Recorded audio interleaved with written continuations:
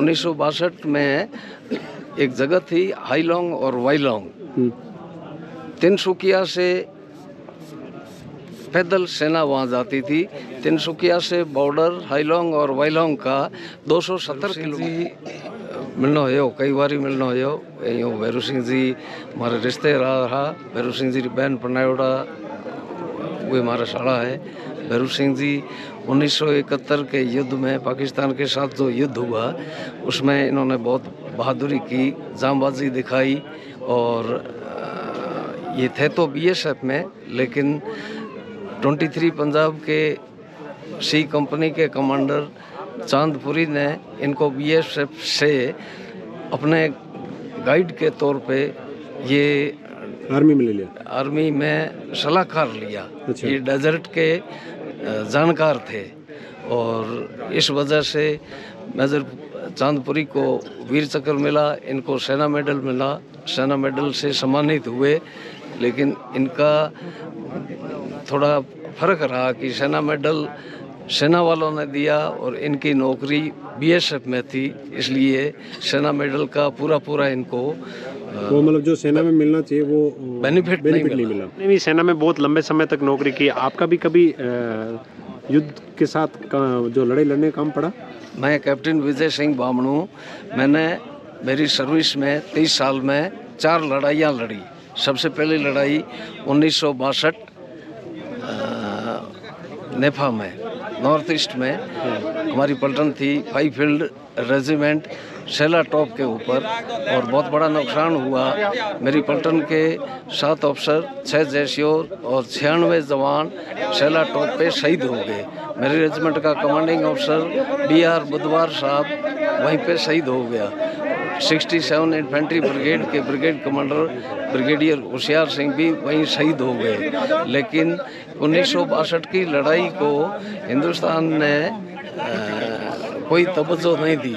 इसके बाद दूसरी लड़ाई मैंने लड़ी 1965 में। सबसे पहले डेरा बाबा नानक एक ब्रिज था रावी नदी के ऊपर, उस ब्रिज पे कब्जा किया। 2 दिन के बाद हम लोग वहाँ से चले गए। एक पाकिस्तान का गांव था बरकी। आपने चार लड़ाइयाँ लड़ी? 4 लड़ाइयाँ लड़ी। 4 लड़ाइयों में मतलब काफी लंबे अंतराल के बाद में ये 4 लड़ाइयाँ, 2 लड़ाई आपने बताई। सबसे हार्ड जो लड़ाई थी जिसके अंदर सेना को राशन भी नहीं मिला और बहुत ज्यादा परेशानियां थी, वो कौन सी थी? सबसे ज्यादा परेशानियां तो 1962 में थी। 62 में थी। कोई कपड़े नहीं थे, स्नो क्लोथिंग नहीं था, जाने के लिए कोई रोड नहीं थी।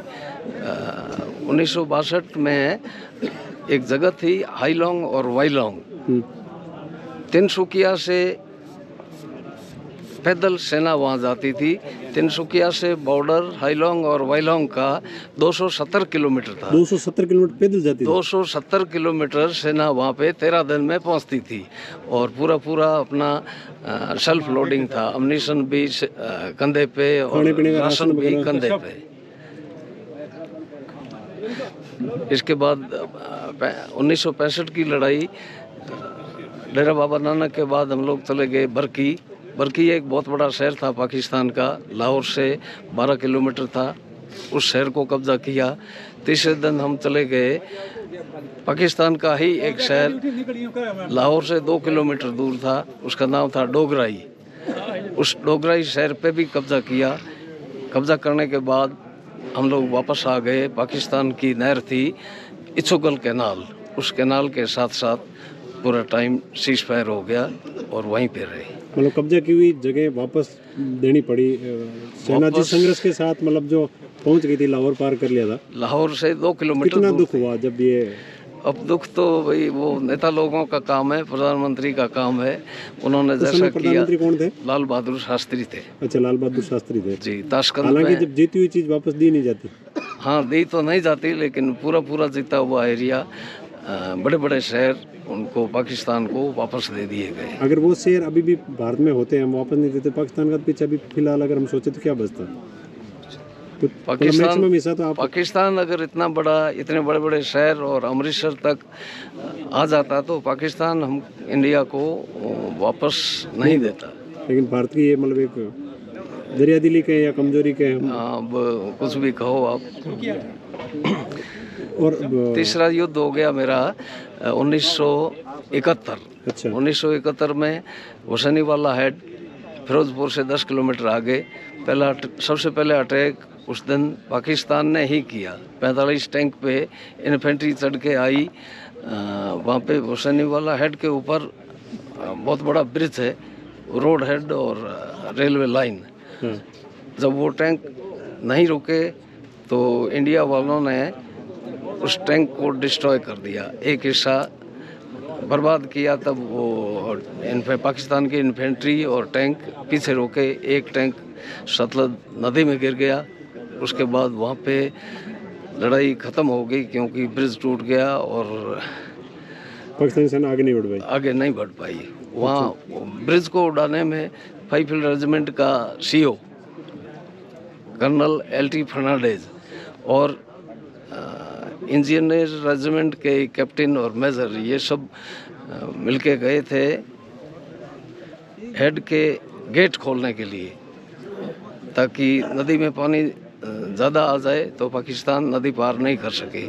वो नदी के गेट तो खोल दिए, लेकिन हमारा कमांडिंग अफसर LT फर्नांडेज एक स्प्लिंटर से घायल हो गया, उनके पेट में स्प्लिंटर लगा। उसको उठा के लेके आने वाले उस वक़्त उनके साथ थे IO कैप्टन CS ढिलन, जो बाद में कर्नल बन के रिटायर हुए। दूसरा था उनके साथ उनका ऑपरेटर रेडियो ऑपरेटर लक्ष्य सिंह भाटी सिड्डा। ये उस कर्नल साहब को उठा के ले आए। मतलब भारतीय सेना के अंदर राजस्थानियों का बहुत बड़ा, मतलब हम कहें तो हिस्सेदारी थी, बहुत बड़ी हिस्सेदारी थी। जितने भी मतलब इंटरनेशनल युद्ध हुए उन सब के अंदर भारतीय सेना के अंदर सबसे ज़्यादा राजस्थान, हरियाणा। चौथा युद्ध कहाँ हुआ था आपका? चौथा युद्ध हुआ श्रीलंका में। अच्छा, श्रीलंका भी आपने काटा है? श्रीलंका भी काटा है। श्रीलंका ग्वालियर से बाई ट्रेन गए मद्रास हार्बर से पानी वाली जहाज़ों में गए। 17 घंटे में पहुंचे हम ट्रिंकोमाली, और ट्रिंकोमाली में 2 साल तक रहे। वो उस युद्ध का कोई मतलब नहीं निकला, वो व्यर्थ का युद्ध माना गया। अब आप 4 युद्ध लड़े, सबसे एक्सपीरियंस की बात जो है आपकी सबसे ज़्यादा कि देश को क्या करना चाहिए, अगर किसी प्रकार इस प्रकार की चाहे ज़मीन जीती हुई रखनी चाहिए या दरिया दिली दिखा देनी चाहिए? नहीं, दरिया दिल्ली तो नहीं दिखानी चाहिए। दरिया दिल्ली तो दिखाई 1971 में बांग्लादेश में, जो हिंदुस्तान ने 93,000 सैनिक अरेस्ट किए हुए पाकिस्तान को जल्दी में वापस कर दिए। अगर 93,000 सैनिकों को रोक के रखते और पाकिस्तान को अगर ऐसा बोलते कि भाई आप हमारा एरिया जो कश्मीर में है, वो कश्मीर वाला आज़ाद कश्मीर छोड़ो, हम आपके सैनिक छोड़ेंगे, लेकिन सरकार ने ऐसा नहीं किया। सैनिक तो छोड़ दिए।